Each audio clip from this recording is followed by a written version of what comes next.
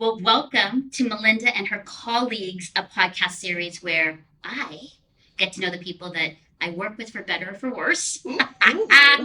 Gush fest, honest talks, solving all the world's problems while navigating my own or yours as well. And that's what the series is all about, and what this show is all about. And who better to chat with than Meisha Watson, creator and host of Hey Meisha, a biblical teaching variety show for kids. Hi, Meisha. Hi. And Christina and Laurice. Laurice, I got it. You got it. Television host of Living Local and television host and producer at YesTV and so much more. So welcome. Thank you. Mel. Thanks for having us. Is this fun to be all together as women, as girls in our podcast studio, Crossroads? Yes. I mean, we do this kind of stuff in real life. Right. Girls always get together. We do community. Yeah. And now we're doing it for the world. I know. And it feels good. Mm. Doesn't it does. just feel like this is where life was meant to be? Yes, I love that. So this is the part in segment 1 where I share what I love about you and what you do, and then you guys share about what you love about me and what I Because we do. love you. Right? So this is the gush fest. So let me go first. Okay. First of all, for both of you, I love your smiles, the way you embrace life and people. There's something physical for both of you, this open brightness about you that's so welcoming. It's open, if you know what I'm saying. It's like this inclusivity of people, love of life, lovers of life. I love that. And then specifically, Christina, I love that your motto is, and I checked you out a little bit, Oh, to always, this is your motto, this is what you say, to always listen first and then add my creative input when necessary. Is I believe it is important to speak up when you have a good idea and not hold back. I love that. I love that about you. And I also love that you're in the local community finding stories. thank you. That is, I even forgot I said that. And then you just brought it up. I was like, hey, that's a good quote. It is. Who said that? Who said that? She's really inspiring. I want to follow her. No, I love that about you. And then, Meisha, yes, your mission is to ensure that kids across the nation know that they can have a personal relationship with God of the universe, but also you have such a heart for single women and men. Mm. And for, as I look on your Instagram, like just people that might be on the outside, a bit on the fringe, Definitely. what some people even define as marginalized. And I love that about you. Thank you. Oh. This is great. That's what I love. And I really do. Can I go now? Because I You want can go. You can I'm go. so ready to do this. Okay. So my thing is, when I first got here at Crossroads, I'm getting to know people, and I'm walking in, I'm seeing all these faces kind of all around. Yeah. Thank you, girl. Yeah. She's adjusting my mic for those people who can't see. And I was so welcomed by you. And then I felt like I was multiplied by you. Like, as soon as I was in your sphere, you were like, how can I put Meisha on See Her Love? How can I talk to her more often? How can I introduce her to more people? How can I, I felt like I was in your mind and heart often. And I felt incredibly welcomed and invited. And I think you do that for a lot of women. And so we love you for that. Yeah. Thank you. You're a multiplier. Thank Okay. you. I like that. Ooh. My turn. Oh, okay. Okay, that's fast, right? Yeah, it is. Melinda, you are often the brightest person in the room. And I listen, I got the job here. COVID hit 2 months later, so I didn't even really get to know you that well. But what I do know of you to be an actual fact, is you light up every space you're in. Like, there's not one space that you're not in where we were even doing chapel earlier today. Who is cheering for the people at the front? You. Yeah. Your voice. And I just love that you're such an encourager. I think that's just something a lot of people have a hard time with. I think I have a hard time being an encourager. I don't know, maybe it's like insecurities or whatever, but you're so good at it and it comes naturally to you. And I'm just, No. yeah, I just love that about you. And you inspire me to also be that type of person and bring women together, encourage them, and say what's on the top of my mind. Thank you, guys. And this is the reason why I'm doing this, because there's so much more I want to say about the two of you.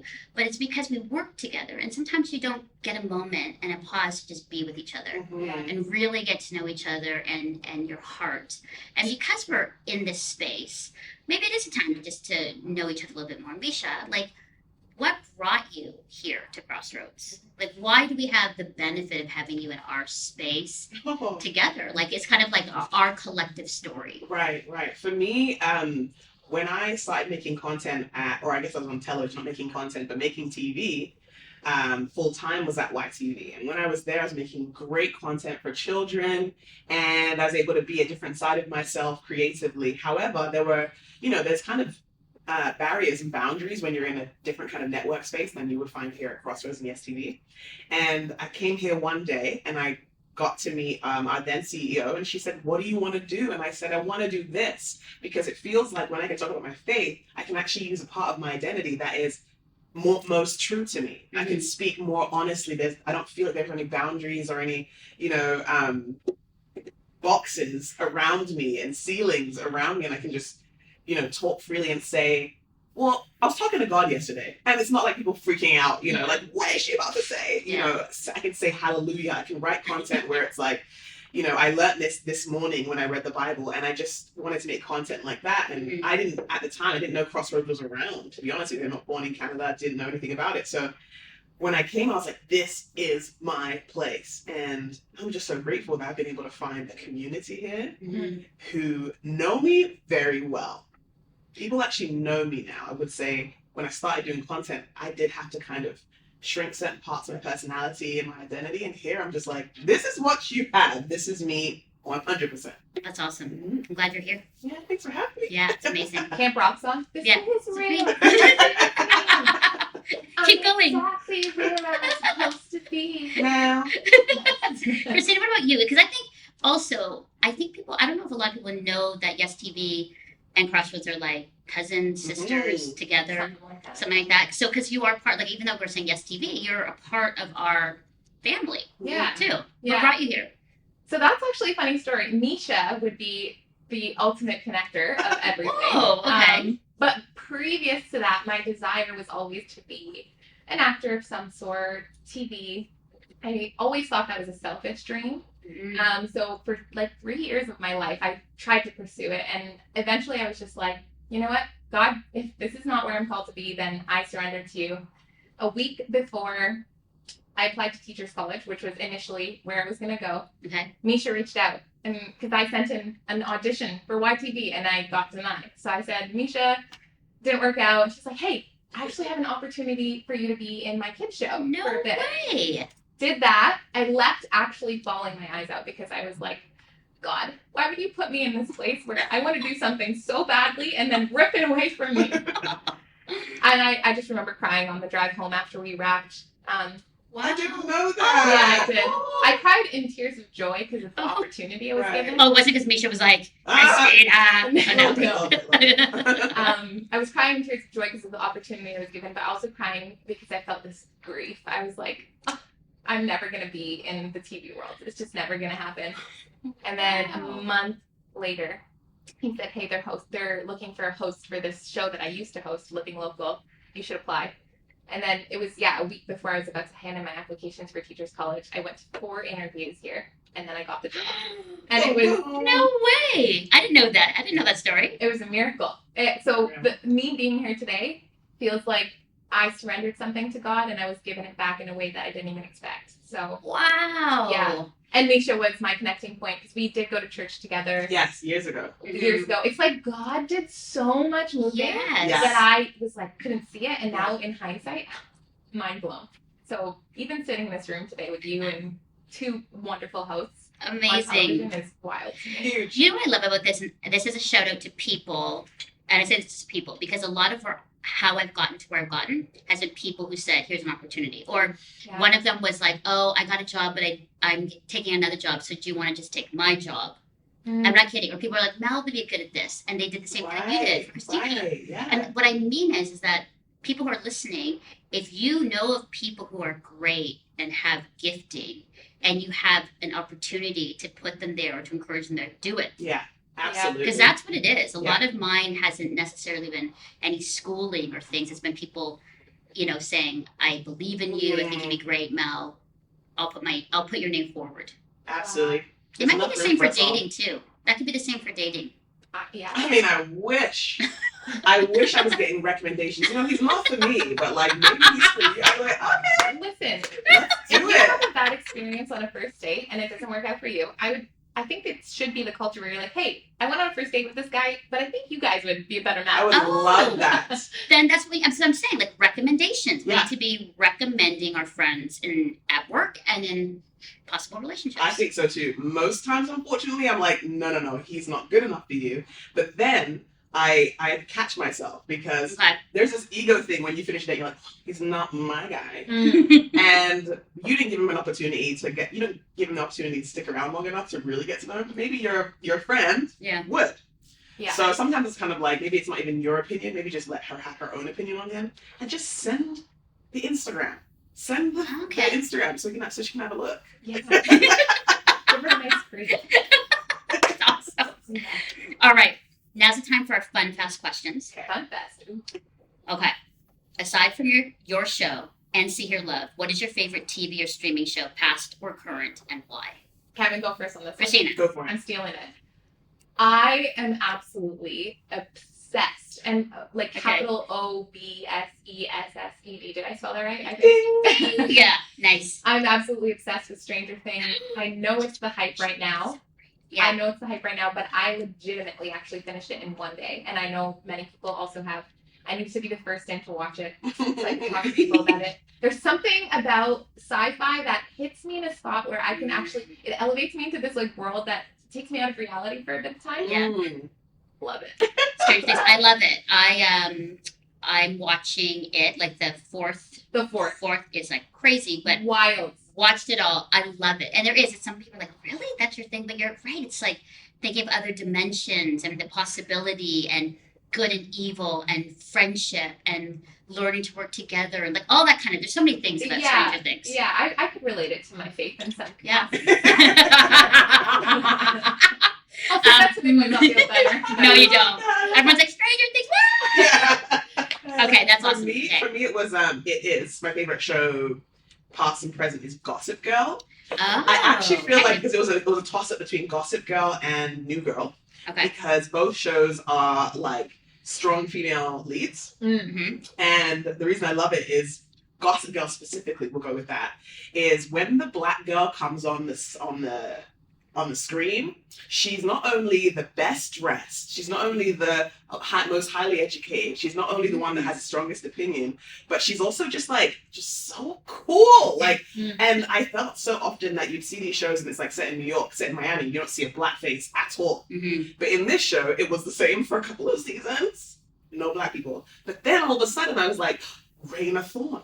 Oh my gosh. And she shows up on the scene and she's like an heiress, but she also was like a lawyer and so epic. And if you speak to any of my friends of color, we all say the same name. But Raina though. And it was so important to us because I love Gossip Girl. Like, I'm a Blair at heart, for those of you who know about Gossip Girl. But when Raina came in, it just changed it all for me. And that's like high school. That was like my high school show. Yeah. You need a show that says "But Raina though." But I think that'd be love that. awesome. But Raina though, and just like brand it, brand that. That would actually take off for sure. Would. Okay. Aside from you and me, who is your favorite influencer or host, past or present? This is a good question. Oh my gosh, I thought I had a person. Can I? Yeah. I'll say Okay, it. go. Okay. I mean, it's not really a host of like a talk show or anything, but I love Steve Harvey. Very cute. I actually continuously aspire to be as witty and as funny as he is. So witty, yeah. Like, It's good. Do you guys remember when he messed up the Miss Yes. USA thing? 100%. Okay. At first, I thought he was I'm like, it's Steve Harvey, so he's joking. No, wait. Oh no. Right. He messed up big. Yeah, He messed up big. totally. But who better in the world to mess it up? Because Right. Steve Harvey is like the most lovable human on the face of this Oh, planet. that's in good. my opinion. Yeah. And if you're watching Steve Harvey, which I would love to see them. Oh, I love that. Steve Harvey. Steve Harvey. Steve Harvey. Christina wants to meet you. Oh, I love that. Yeah. I love that. That's a Also, good you one. meet Steve He also Harvey. loves Jesus. Yeah. I think that's another thing. Yeah, He yeah. always has these moments after Family Yeah. Feud where he's like talking to the audience, being like, "You guys, there's so much more purpose in your life." Oh, And then he goes nice. back to being funny, and that is me. Okay. Yeah. Oh, so you can relate. Like you have got the same kind of way about you too. Yeah. Okay. Exactly, I'd say Steve He's Harvey's really my cool. twin. I'm thinking both of you beside each other and how like very different you are, but I love that. I love But they're that. twin flames. Twin flames. He Okay. has a stash. It's wax stop right now. Thanks for doing that. Yeah, thanks for So that. much. before you came to see I us. love it. My That's favorite awesome. host or slash influencer is actually Graham Norton. So for those of you who don't know, he's an Irish host, but he does like his amazing show. Graham Norton show has been around for 20 years. It's a night show. But the reason I'm even a host today is because of the Saturday night lineup in England. So Okay. in England, presenters and hosts are just like revered in a whole different way than they are in North America. Like they get knighted. Like they're like the Queen recognizes hosts in English, just very different core presenters.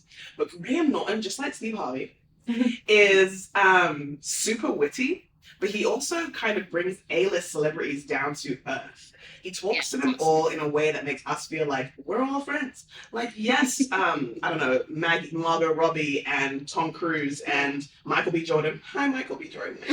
Michael B. Jordan. Hi. Meisha Watson.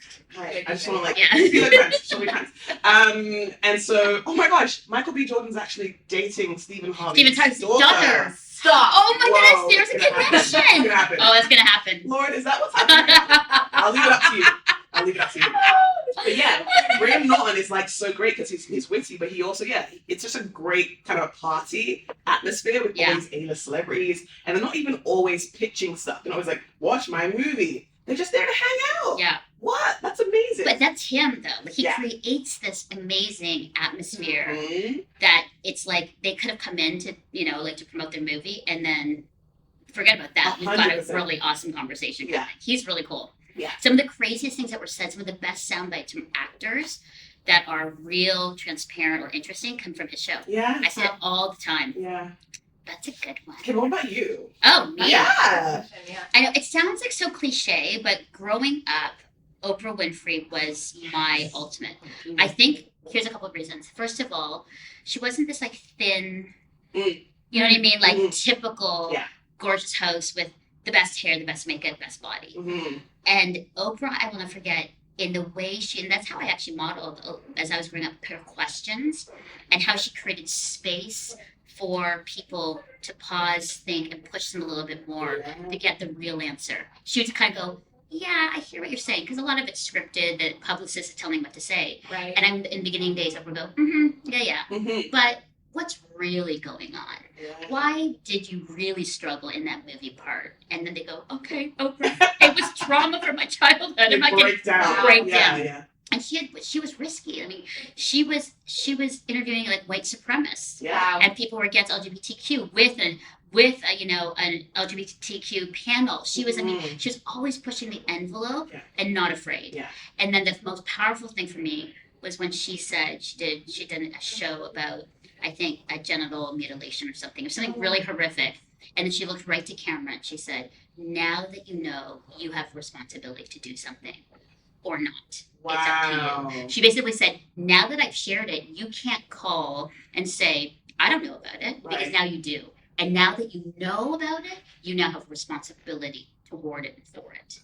And then she just let the audience sit there, and then they panned across, and everybody was like, because half of them, more than half, would probably hear it, be like, oh, and then not do anything. But there were people that took her to heart, and then she had stories of those people that were in the studio audience that did it. So Oprah was the way she questioned, the way she created space, and the courage it took for her, even in the midst that she was anti what Hollywood wanted as a pretty host. Yeah.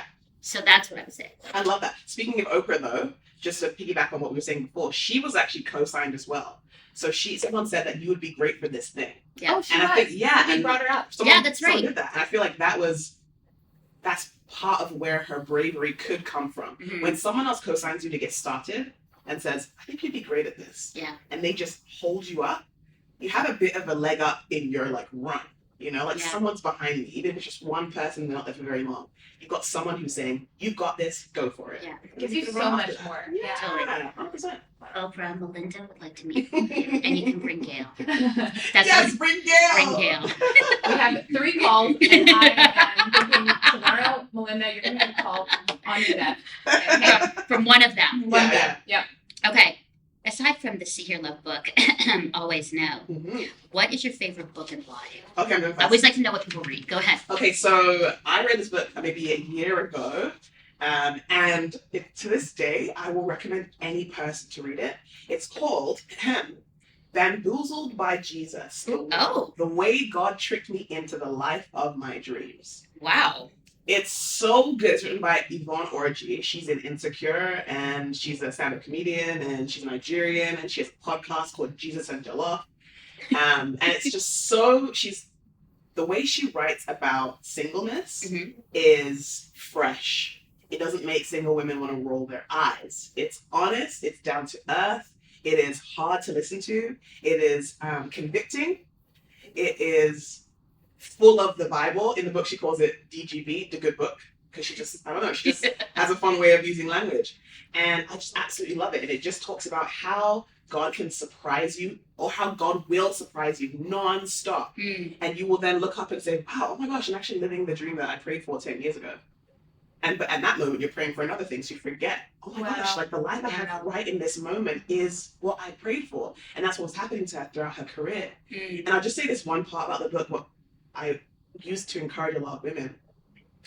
She's an actress, and she's in this show, and there's sex scenes in the show. And she knows that she may have to have sex scenes. She's a virgin herself. And she says, okay, how am I going to get cast in this show when I know for a fact I won't do sex scenes, but everyone lining up behind me probably would be okay with it. And she told the director, I can't do certain things. I know you haven't decided yet, and I don't know if I'm going to get this job, but I'm putting myself on the line here and saying, I won't do these things.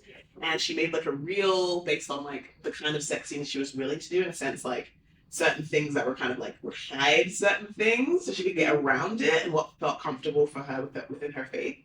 And she obviously booked the role.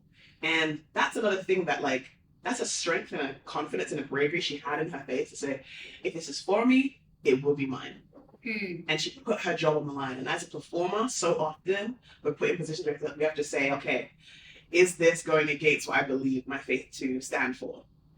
And she stood for her faith.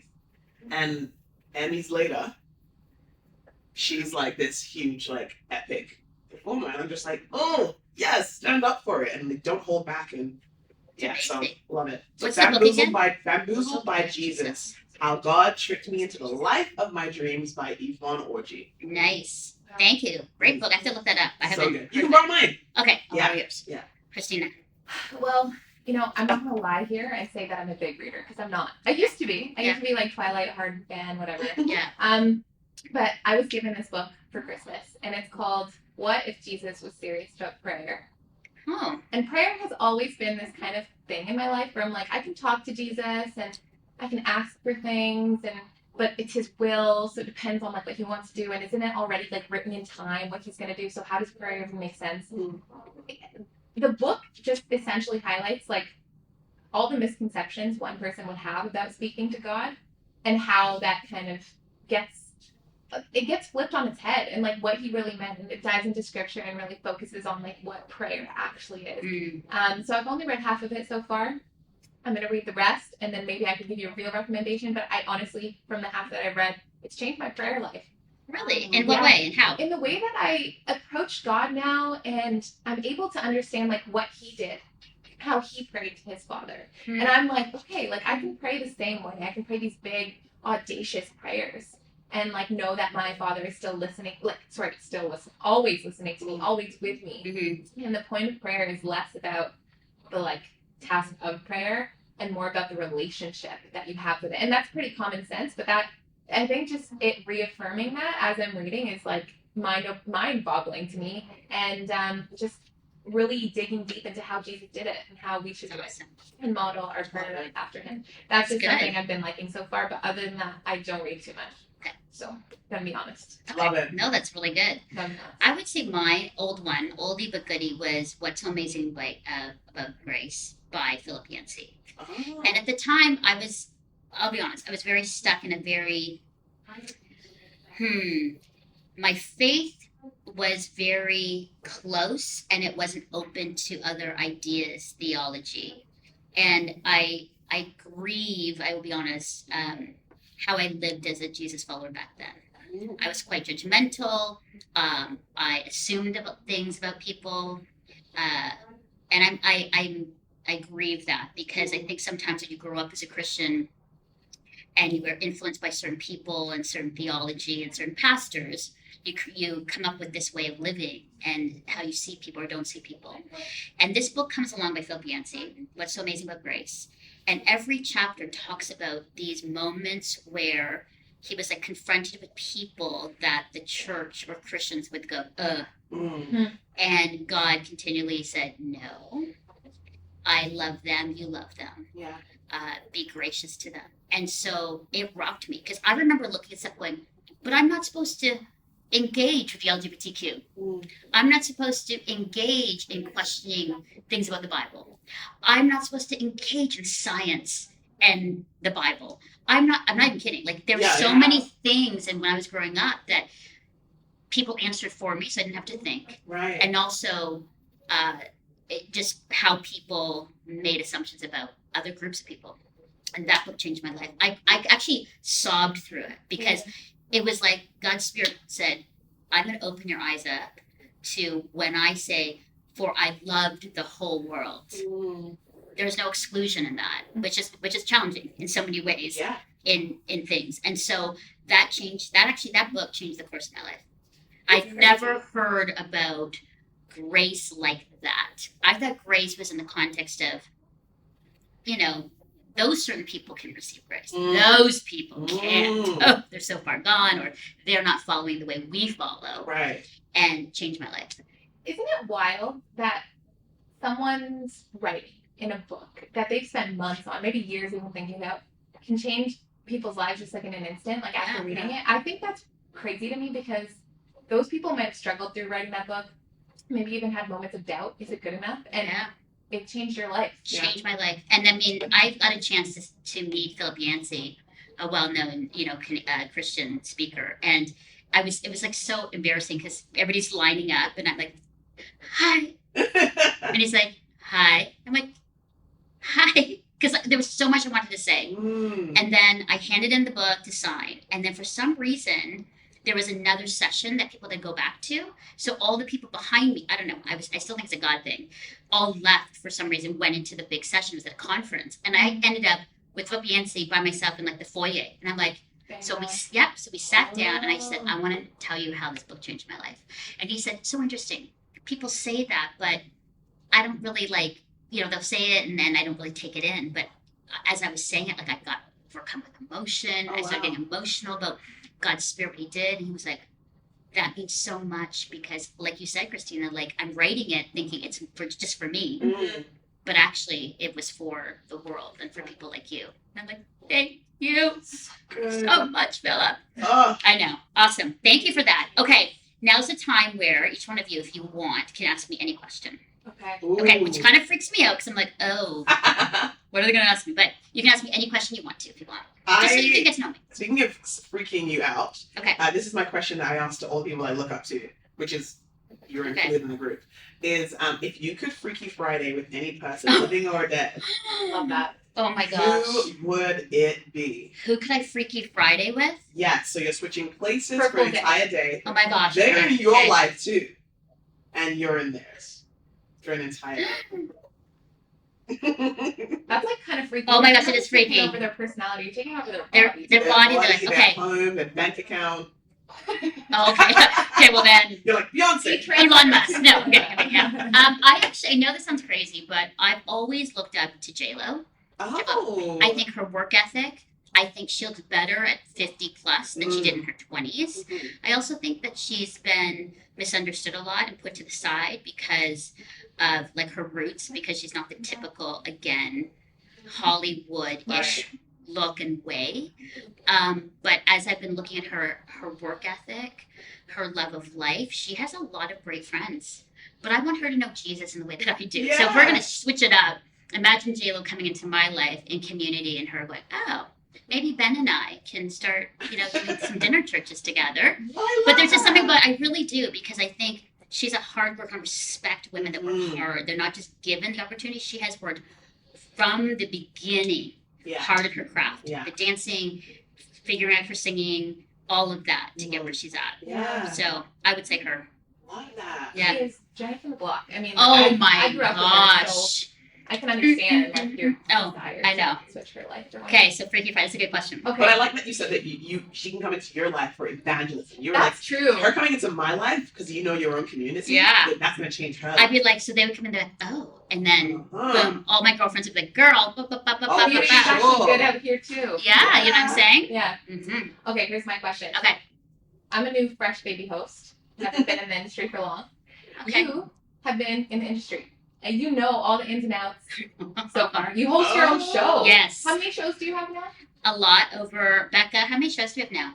247. 247. 247 Thanks, Becca. shows. Becca's our producer here. Just shout out to Becca. Hey, Becca. Hey, Becca. Okay. So 247 shows, and you've done hosting gigs, emceeing gigs. Like, you know. So if you could offer me one piece of advice that you've learned throughout your life, what is that one piece of advice that you could give me as someone who's like newer in the industry? So that's a really good question. This is what I would say.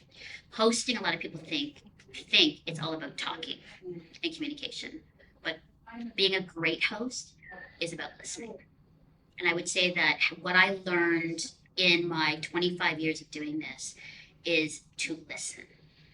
And when you listen, you learn more. And when you allow for the pause, some uncomfortable silence, that's important. I'm not good at that. Right. Because we like to fill. And that was one of the biggest things I learned, that I'm always filling. Oh, there's a pause. Okay, fill it with something. Whereas some of the most profound moments of hosting came when we had to just take a pause, a moment for myself or for my guest.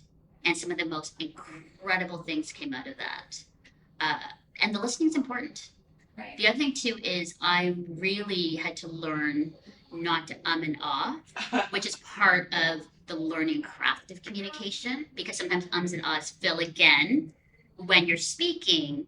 You're like and somebody told me years ago, it's okay to just be quiet and have sort of that pregnant pause. Pregnant pause. Hey, and keep going. I'm gonna take that with me. Right? So there was an intentionality about speaking, because sometimes it's like fill, but a lot of times I'll go, okay. See, right there, I was like, oh my goodness. Same thing. I was like, wait, should I take the lead? Wow. And you know what's funny? Because like we do live in an environment where everything's moving so quickly, but just having a moment to just sit in it and think and reflect, even if it's literally 2 seconds. Right. It's so long for a host to sit in 2 seconds because our brains move so quickly. Right. But to intentionally sit and go, I'm gonna give this person a moment. Oh my gosh. What? Yeah, and then I think the third thing I would say is, I think as a host, one of the things I learned was when not to have interviews where you're trying to get to you as a host or trying to get to the outcome you want. So a lot of times I have to be careful, because I'm like, well, this show is about over-functioning, and this guest is going to get to that part where they're going to nail this to make the show amazing. Right. And there are many times where I'll sense God's Spirit and say, you need to listen, and what sparks interest in you, that's what you go with. So some of the most incredible interviews I've had and the best feedback was when a guest would come in and we're all thinking they're going to talk about X, and all of a sudden they say something, and I'm like, oh, that's really powerful. Explain that. And we've gone in a completely different tangent, ended it with such connection and like Holy Spirit, like, and afterwards I've had so many people say, best interview. Wow. Because you didn't have an agenda. Right. You let the conversation breathe and kind of grow into that moment. And so I've had people trust it'll get there. and trust it. I've had people go, yeah, we're on this, like, our publicist is you're number 12. I've had 12 interviews.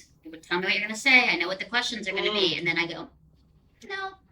And we do something different, and it changes everything. And it allows the guest to actually, I've had many moments where a guest has shared something that usually they do off the record, but they actually said it to me, and it went public.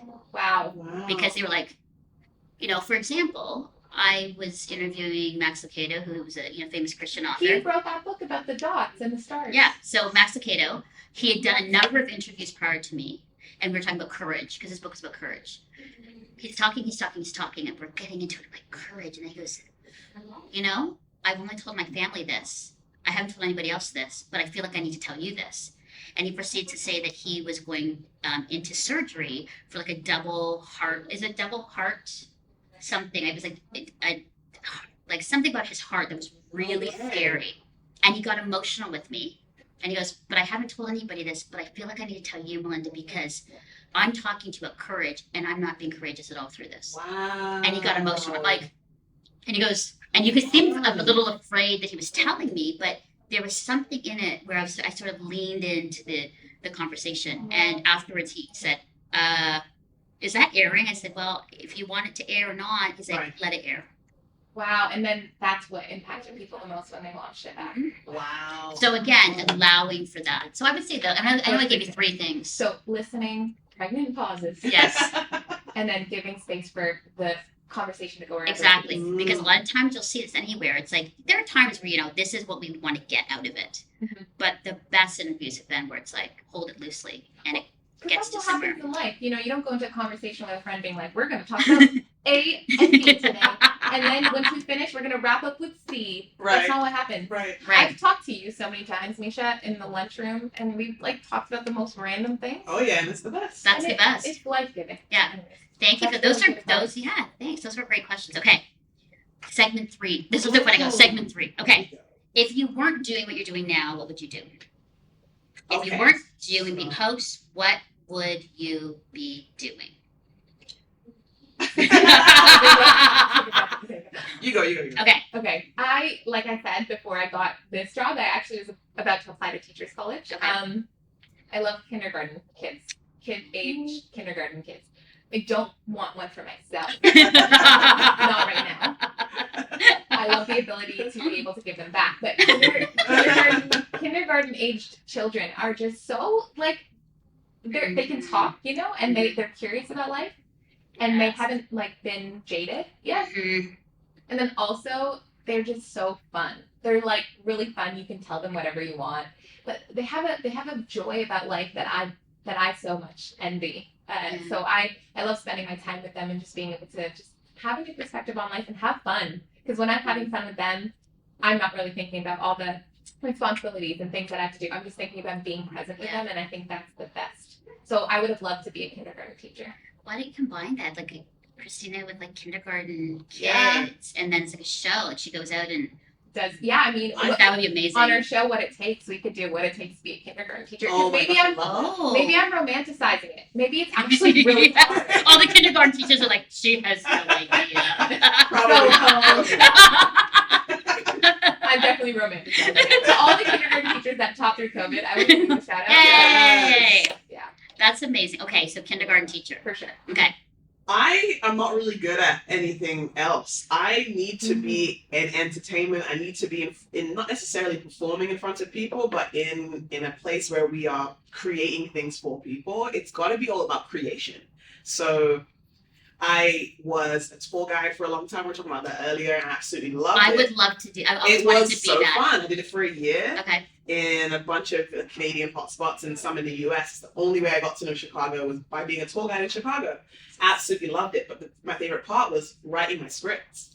Was coming up with content while I was out there. And actually, I shot my first reel. I used to pretend like I was getting hired on shows. I would shoot stuff. They don't want to be a Of TV. course. That's the best way to do it. Pretend like you're at Fashion Week and just sneak in inside kind of thing. And so that's what I would do. So I think for my whole life, I've always been creating things. So I think whether I was in front of the camera or behind it, I had a dream to be a morning show host. Okay. I've had a dream to be a radio host, just something where I'm always creating constantly as much as possible. In Home Alone where he has the talk boy, which is that voice recorder. Yes. Oh yeah. 1, 2, 10. Yeah. I want to say the whole line now, but I won't. So I had one too. I had a talk girl. It was purple. And it was the first thing my parents bought me to kind of help me in my career here. And I think it's because they were like, she's really good at this. But then any other school activity, I was like, I'm almost 6 foot tall. I'm wearing heels today, so I'm 6'1". But I was bad at basketball. It was not very competitive. But when it came to creating things, I've always been this is my thing. So if I'm not doing what I'm doing right now as an executive producer, I'm still creating. something. Yeah. 100%. I would say for me, creating is big for me, and I would either be a fashion designer or an interior decorator. You dress so well. You do. You If we do. could go back Fashion. to the gush moment real quick, you were like always dressed well. Yes. I need you to Thanks. dress me. Yeah. Always. Fashion, because I went to the Fashion Academy school in Toronto when it happened before I went to Bible college. No way. I did a year of it because I designed my clothes. I had to do some of the windows at the Eden Center or down in Toronto. And I learned under Alfred Sung at the school. It was way back then. And I almost did it. And then I decided to go to Bible college. That's a whole other story. Wow. But I would make my clothes. People would stop me and go, "Where did you get that?" I'm like, "Oh, I designed it. I made it." So absolutely fashion design. I love fashion magazines. I love everything about fashion, which kind of trickles into interior design. I cannot get enough. Like when Shiplap came up with Joanna Gaines, I was like all about Shiplap. And then I was like changing stuff up. And anyway, I would totally do that. But I think it's the creative outlet. Like I think doing hosting and producing and editing, there's creative parts and things like that. So I think the creating part has always been big for me. Love that. All right. Throwing a totally different kind of question. What bothers you about social media and what do you see as benefits for social media? Especially because I think for you, both of you are millennials. Right. And so I'm always interested about social media for you because we're always like, oh, that's the generation of social media. Mm-hmm. And I'm always wanting to know truly what you think about it.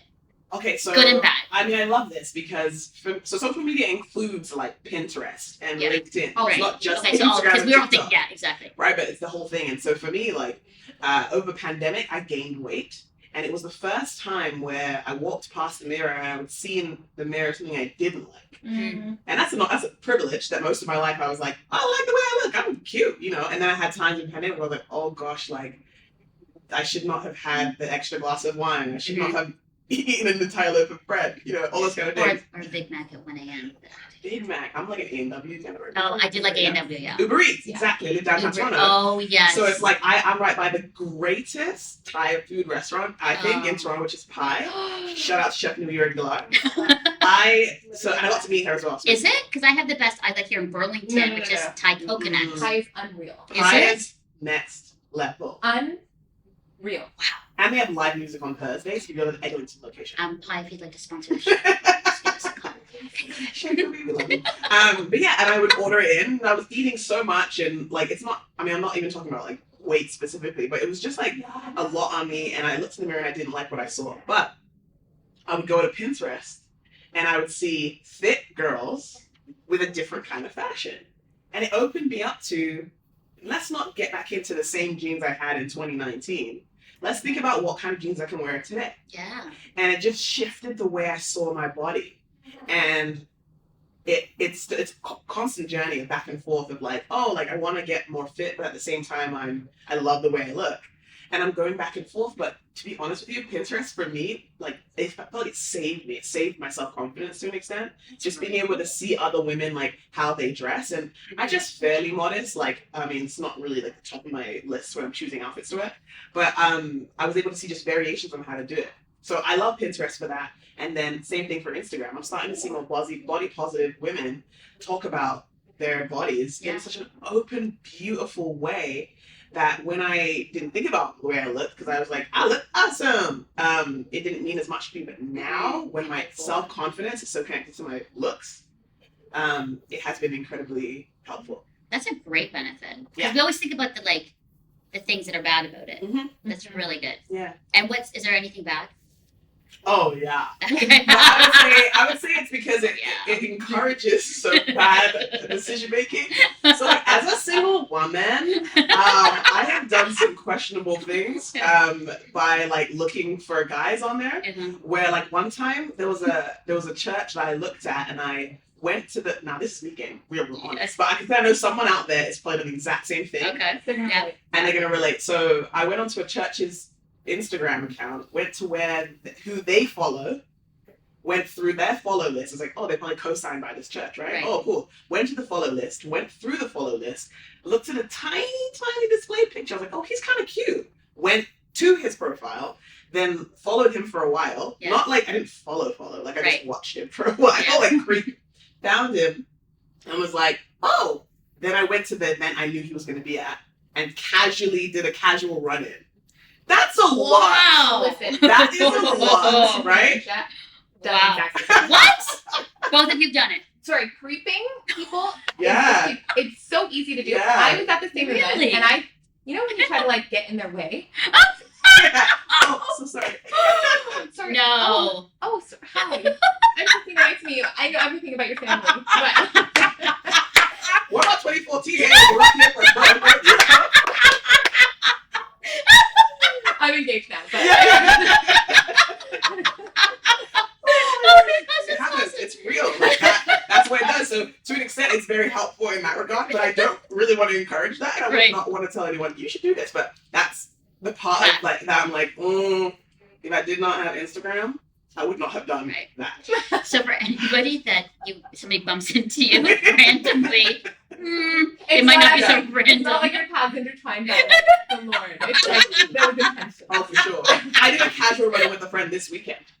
Like she had done the exact same thing, and I was her like buddy, and we went to the event, being like, okay, there's Christians there, like it's probably gonna be there, like maybe we'll meet our guy, and that was this weekend. Like I mean, it happens so often. It's like so normal to us now. Wow. Okay. Okay, Christina. Good, the bad, the ugly. The good, Social bad, the media. ugly. The good, honestly, like social media doesn't impact me as much. I have this tendency to have envy. I know that about myself. But for some reason, my envy does not lie in social media. It lies in real life.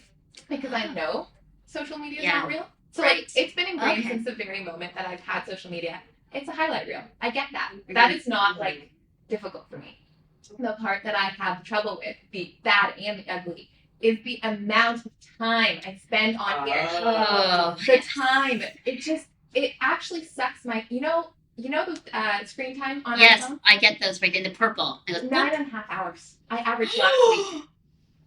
Wait, 9.5 hours a day? Or 9.5 hours a day. I averaged last week. Listen. If you could see our faces right now. I can pull it up. But anyways, I know that's really bad. And, no judgment here. No judgment.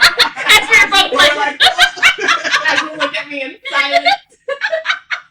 And yeah, you know what? I don't know what it is. I think it's not even like, it's like while I'm working or, on my lunch break or at night. As soon as I go to bed at like 11, I'm on till 2 sometimes.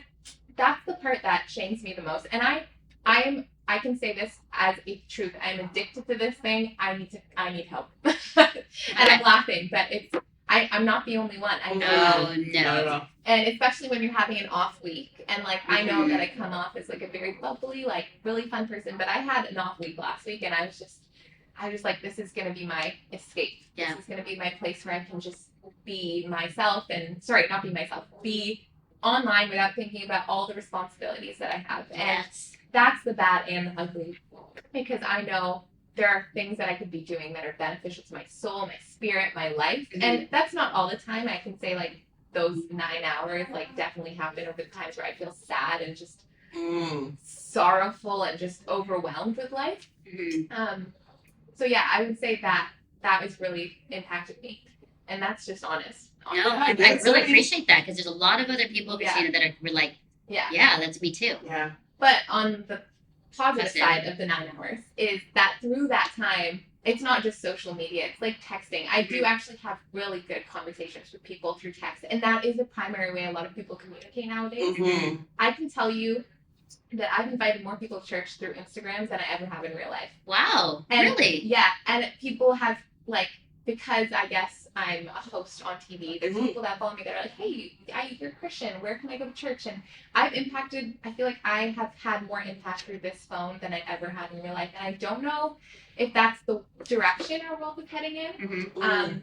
I don't think we should discount it. That's people who say, social media, get off of it. I would like to rebuttal that and say we cannot discount this, because this is where people live. This is another space in the world where you can have an impact. Yeah. So those 9 hours aren't just me scrolling. There's a benefit to that of I'm talking to people, I'm having real conversations, honest conversations. I'm going to get arthritis in my fingers. That's going to be a new thing. So much. Yeah. But I know that there is a benefit. I'm just trying to find that balance. Okay. Haven't found it Yeah, yet. I appreciate that honesty. I think that's a lot of people are listening, watching. They're probably like, yeah. I mean, if I had to admit that, I would admit the same thing. I'm sweaty right now. You can't really embarrassed I tell am. as much, but Yeah. Listen, but like I think a lot of us are doing kind of a pause to say how much time are we spending, and some of it's escapism, some of it's like of interest, some of it I call it like information gathering, and some of it is just pure like the things that I see and learn and about people, about styles, about ways. It's amazing. Yeah. Because growing up, I never had this. I mean, this is new within the past 10, 15 years. I don't know how like long an iPhone or. I feel like I 10. think like in the last 10, it's Right. really Yes, 10. Yeah, because I was social media I signed up to Facebook in 2007. Okay. So we didn't have Facebook. I don't even think Google was. I don't even know if when Google was around. Facebook 2007. Instagram, I was late and a Same. late adopter to Instagram, but 2007 was Facebook. So we didn't have all this until like for some of us like we were in like our 30s, like early 30s. So I mean, this is wild, but I love social media. I have to probably curb some of my time on it. Yeah. Because they can suck you, like especially like reels and Oh Okay, yeah. Just just talk about that for a flip, hot second. flip. Literally. Reels. Come It's too on, comfy, come it's on. too comfy. They're not Yeah. even on Instagram anymore. They're on YouTube. They're on YouTube Netflix. and Netflix, They're yeah. on Facebook. Facebook. I watch them through Facebook. And one time I was looking through the videos and reels, and it was like an hour and a half, and I looked up and went, Yeah. "How did that happen?" Yeah. Sun went down. Come about on. to eat dinner. Oh God, you're like, what happened to my day? My family's left for like for like Hello? Christmas dinner at mom's, and I'm like still there, like what just happened? I feel like the enemy's main form right now of getting people away from Christ's distraction, like we listened to in chapel today. Yeah, Remember we we did. listened to talk about distractions. That is one way that I feel like I'm going to pray about it and say, God, release me from the addiction to my phone, and then actually try to put some practical things Oh, out these there. are That's good. good. Hear that? Accountability for anyone listening. Guys, I I'm love listening, I'm right this. beside Yeah, you. I love this conversation. So you mentioned church, and I want to know your thoughts about the church. Oops, got so excited. Maybe some questions from your perspective, both of you. Like, what does it need to focus on to engage you in the next generation? Because, and be honest, because this is something I'm learning. I'm in the same place. I've done a lot of shows on deconstruction. I've had to face many questions from friends and people who have left the faith that were friends of mine that were followers of Jesus and have left. And every week we have conversations about the church, the way, Christians, identification of Christians, and people going, they don't look like a Christian, So I just want to hear your thoughts about the church, and what do you believe the church needs to do to engage all people, to love all people and your generation? Big question, but I'd love to hear it. And it was interesting. Yeah. Okay, if people are just listening, you need to see the looks of Meisha and Christina as I said that question. Just so many things are I flying. know, like your eyes both went, Yeah. and then you're like, okay, Yeah, because you know what? It's a moment of, I am a very direct person. Often that's confused with anger. okay, And so I don't want to unnecessarily communicate in an angry way. Right. But I'm angry. Yeah. So I'm like trying to make sure I'm framing it right, which is why I was like, hey, Christina, you go first. Let me take a minute. Do you need to go outside? Come back. I'm like, ooh. Okay, I'm good. Go ahead. Okay. Sure. Yeah. So I don't know if I feel like I'm more apathetic than angry. I think that's even worse in some capacity. Uh-huh. Once you have apathy, you don't care anymore. I go to a church consistently now, and I think the thing that really just grinds my gears is my parents are immigrants. I'm sure you guys have parents that are immigrants or grandparents.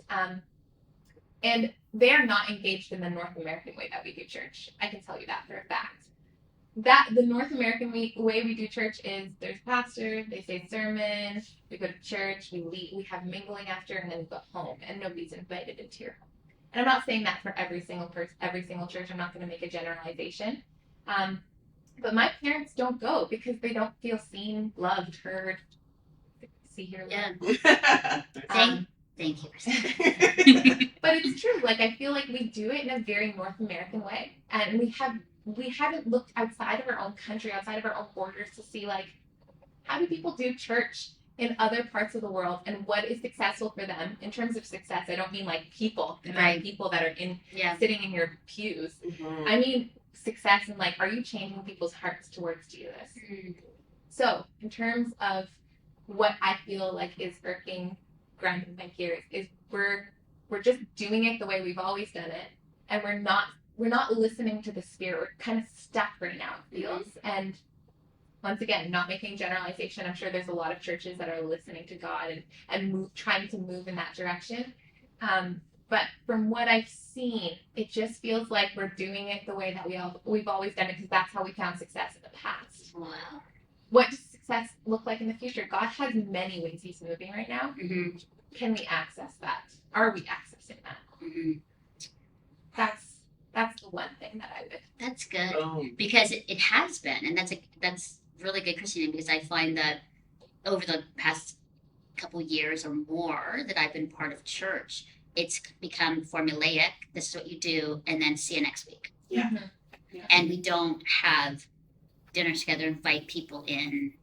Because We're so individualistic. yeah, That's Yeah. just our Yeah. culture. when I grew up in the Philippines and Singapore, it was always about church was more about bringing in community and strangers and neighbors for dinners, for coffee, for hangout than actually the focus on the service. It was Yeah. like, let's get the service over with, let's get the people in, let's share and break bread Mm. and show love of Jesus. Yeah. Yeah. Yeah. Don't get me wrong, there is an importance to the service. The way we're doing it, I'm not sure how I feel about that. And the way that people aren't looking outside, like I said, Yeah. across the country, across our own borders. Mm. What are people doing? How are they accessing the Spirit in a different way that we're not doing? That's really good. Wow. Okay. Done. Can you repeat the question? I want to make sure I don't just like run on a track here. So, Meisha, what are your thoughts about the church today, and what does it need to focus on to engage you and the next generation? Okay. Thank you. Much appreciated. For 100, please. It should be for 600. Sorry, Here we go. for 600. 600. So here's my thing: is I left a mega church in the last 2 years. The mega church is identified as any church that's 1,000 or more congregants. Mhm. My church had between like 2,500 to 3,000 on a Sunday, and I left, and my community did not follow me. Oh. Right? So I would walk the streets, and I would see people who were in that church across the street. Just didn't know how to like do the talk with me, like, oh, is she still a Christian? Because if she's not still a Christian, I don't know if we have anything in common to talk about. Oh. Or there would be questions like, oh, did something happen? Was there some sort of like, scandal?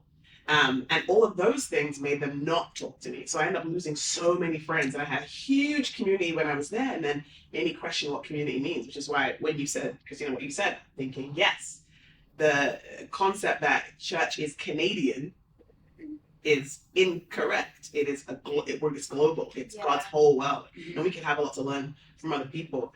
But what I really want to say is, as I'm looking for a new community and growing new community in my life, is honesty. Because I know that we use the word authenticity, but I think we hide behind it because it's like, this is my truth. But actual just honesty. I think it's in regards to leadership, we know what's been going on the last couple of years. It has been absolutely heartbreaking. But for a lot of us, we've been apathetic towards it. It's like, oh yeah, of course, this is how it goes. Of course, women aren't being listened to. Of course, we're literally not trusted. Of course, we're not getting platforms. Of course, they're not believing us when we say it the first time. Mm. We're apathetic towards it, and that's so unfortunate. But I feel like when you are a pastor, when you are a leader, there's a different calling on your life, and that's biblical. It's different. Mhm. You are called to be honest. You're not called to say, oh, I'm the first one to say I'm not perfect. Okay, but why? Mhm. Okay, but let's talk about it. Because I know it's hard to be honest in a really vulnerable way about something you did that's really, really bad. If you've never been that honest before, and you've never been that vulnerable Especially in front of a congregation and the world and Instagram and YouTube, it's obviously hard. Which means we need to figure out how to make it more of a day-to-day thing. Let's be honest as much as possible. Mhm. They always say in Bible study when you're leading it that we should just we should share our own story as the Bible study leader so that the group will actually open up more. And I feel like from the pulpit, that's what I want to see more. My whole life, pastors have always been the one we looked up to. And for my whole Christian life, and that's from 2014 till now, I've seen pastor after pastor after pastor get pulled away from the pulpit because of something they did in secret. And I just wish I knew them better. You always go, oh. And you know the people I worry about the most in that? It's not at the front, it's not really the family. I mean, the family obviously, but it's the second. It's the person who didn't realize they put the pastor in the place of their savior. Someone whose loyalty was in the pastor and not God. They didn't even realize it until that person was shown to be a human, made a huge mistake, and now their faith is in question.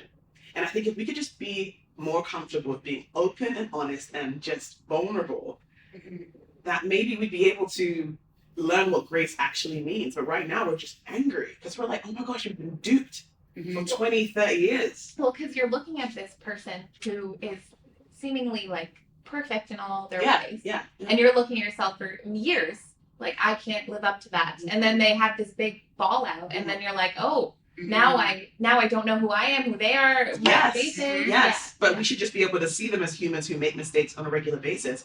I'm not obviously saying that anything that we've seen as of late is obviously I'm like, oh, I won't even go into it. But it's more like we don't have a culture of honesty. Just straight up, just tell me the truth.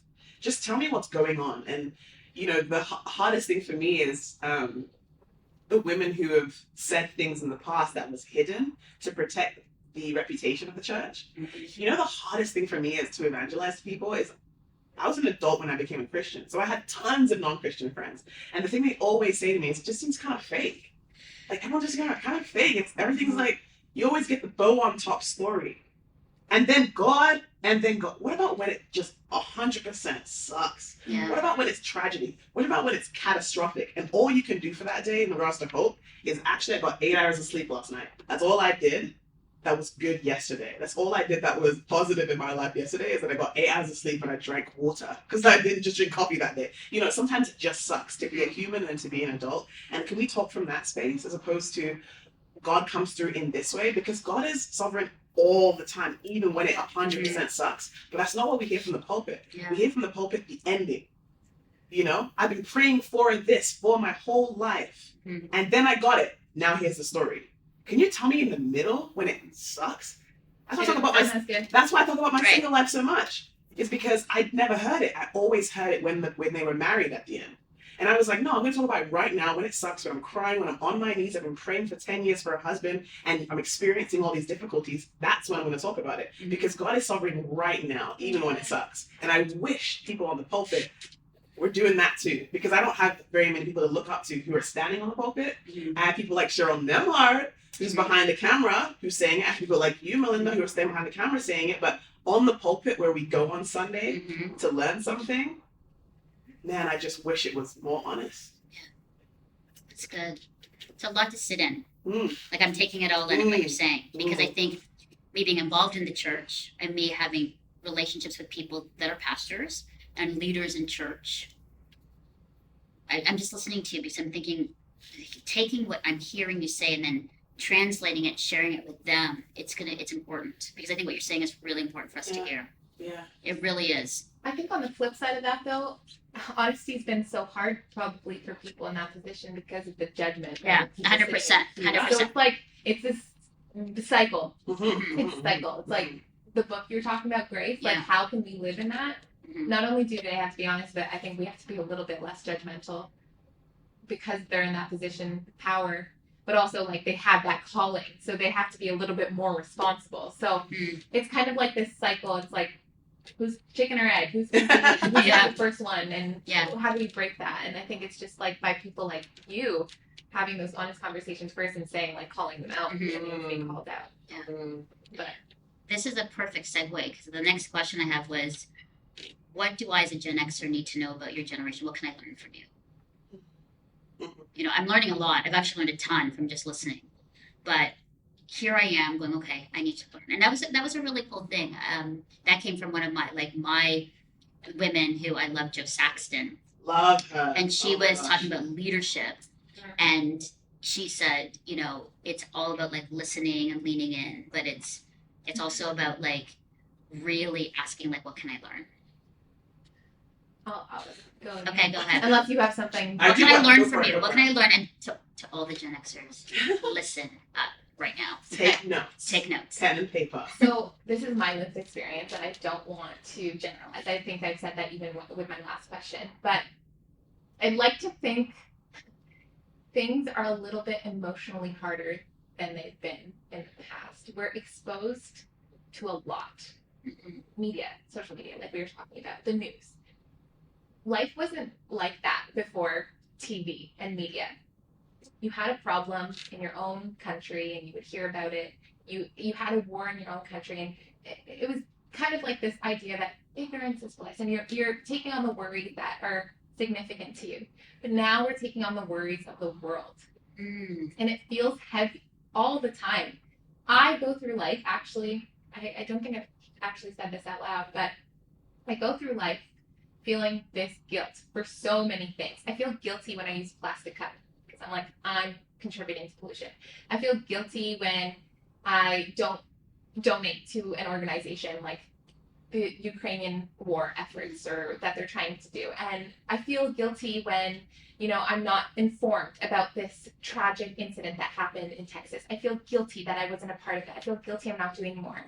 And I don't want to let that guilt lead me to apathy, which is what I feel like has been happening. But I feel like as Gen Xers, we're exposed to so much. And because we've been exposed to it our whole life, I don't know if we've been given the tools to kind of deal with it. Like, wow. And not only that, like we don't even have access to these affordable therapists or counselors. Like we have to either use our benefits or just go on social media where there's like therapists and counselors trying to help you there. And we don't have these resources. I feel like sometimes I'm drowning in this like world of, oh, there's so much, and I just need to focus on like the good and the positive, and because everything is so heavy and it feels weighty and it feels hard, and I think I'm just swimming through this like mud right now. And I see this light, but sometimes the light just feels like retirement or something. Like, you know, it feels like it's gonna be hard until you die. And that, I mean, yeah, that sounds very bleak and dark, but it's Sometimes true. it is. Sometimes that's what it feels like. And I feel like this generation has it a lot heavier than maybe previous generations. And that's because of our access to everything in this polarized world where everybody has a super strong opinion, and as soon as you say your own opinion, you're like butting heads with someone. And that's why I've just chosen to like kind of escape from the polarized opinions and conflicts, because sometimes it just feels easier. Yeah. So that's for me, and that's what I feel like is generationally happening right now. That's big.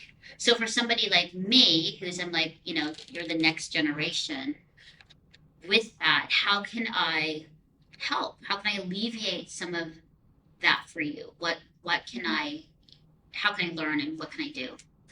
I think you are already doing it by providing a platform for us to speak. I think that's one way. I think another way is what you're already doing as well, listening and understanding, so that when someone comes to you with a problem that maybe doesn't seem as big to you, I'm not saying you specifically, but I'm thinking of like my parents. Like if I go to them and say like, I've been really emotional, they're like, get up, you can do it, you can figure it out, you're good. Like don't sit in your emotions.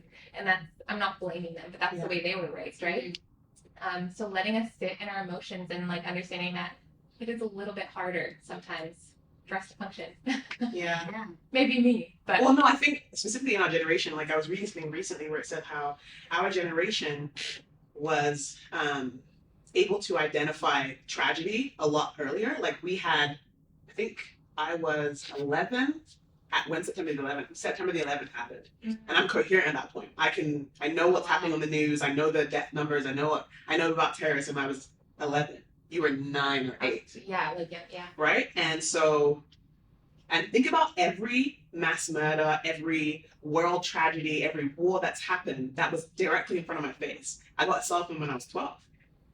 So I was aware of it all constantly. And then there's that. So that's why I say what you're saying is so true. And then on top of that, the access, it's you always need to know access or opinion.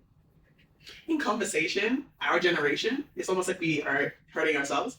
We need to have an opinion on everything. Yeah. It's like, well, what do you think about this? It's like, what? You can't say, I don't have an opinion on that. It's like, Or else it's swearing. like, oh, look at you. You haven't been informed. Yeah. You have to be woke. Everyone has to know everything about everything. It's not just the fact that it's in your face constantly. You better know about it. You better be informed about it. How dare you speak on it until you know about it? And there's parts that I totally agree with. But yeah, it's like you need to know everything about everything all the time and not let it absolutely ruin your life. Yeah. Wow, that's a lot to carry. Yeah. Emotionally, physically, mentally, spiritually. Yeah. And so personally for me, as far as like in responding to that same question of what do I want Gen Xers to know about millennials, is we're in a different world in regards to singleness and marriage and family and what families look like. Mhm. It just looks very different. I think there's an idea that single people will be married one day, so it's a season of singleness. And so it's addressed in a very two-dimensional way. Mhm. It's like, while you're single, I'm going to make sure I burn you out at church and sign you up for every single possible thing and babysit every single You don't kid. have a family. You don't have a family, so I'm more tired than you. So I'm going to give you all this work to do. I'm going to sign you up for all these things, whatever. But I wish Gen Xers actually, not just Gen Xers, but baby boomers, everybody, had an idea of what our actual lives look like. And with this platform, being able to speak about it is most important to me. There's a lot of things we have to do by ourselves.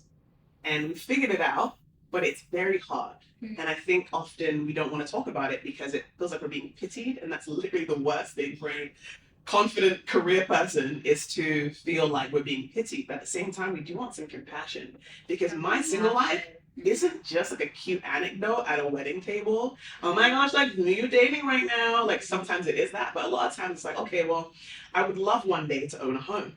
Do I want to live in a home by myself? Do I feel safe by myself? And am I holding back my career because I'm single? Do I feel like the church hears me? You gotta think about this too. Every sermon anecdote that comes from the platform in 2022 is from the lens of a married person.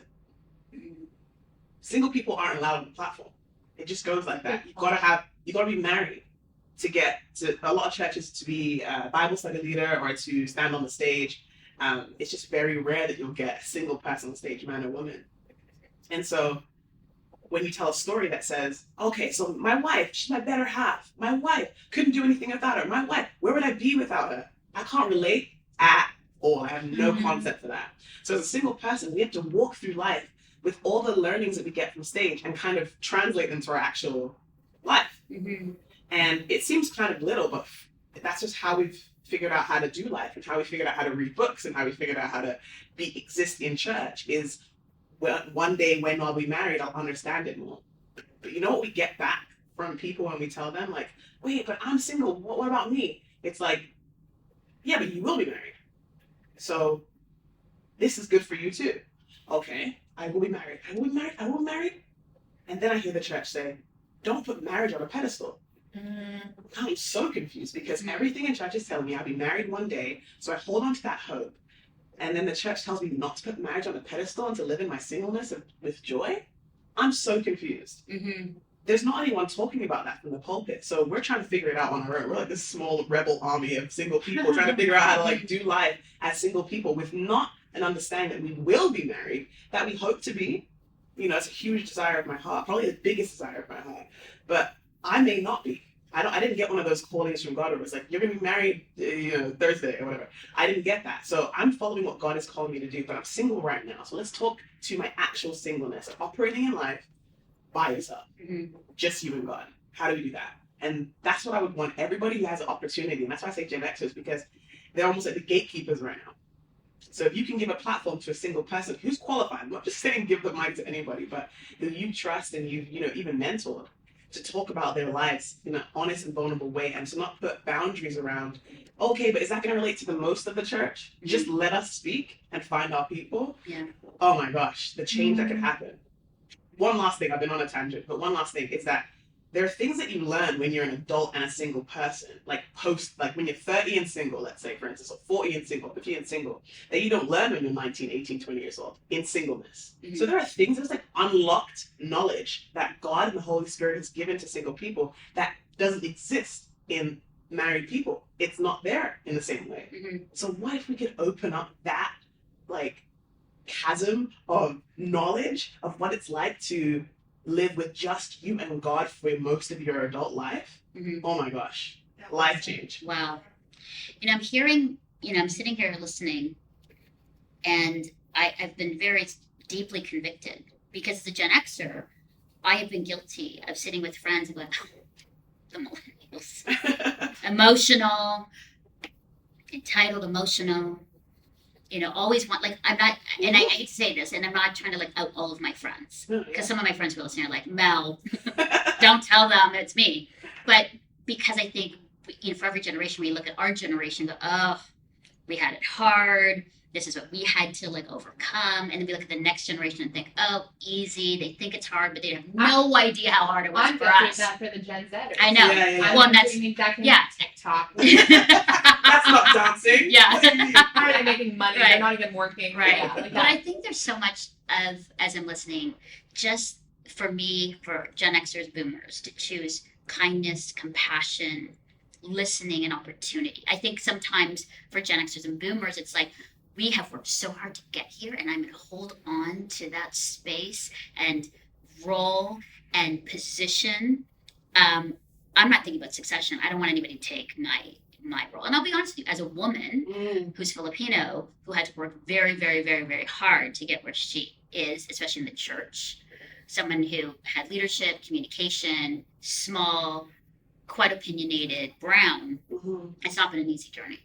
And so there's a part where God really convicted me. I was like, oh no one's going to come and take my place. I'm going to be, because God, look how hard it's been, and God was like, yeah, because I led you through and I connected you with, and now it's time for you to do the same for others.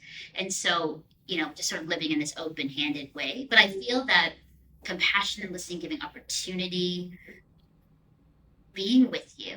I think sometimes we tend to just sort of, us Gen Xers sort of like stay together, and we kind of look at the generations from the outside in. But even our time together has been really enriching for me, because I'm actually listening. But I learned so much.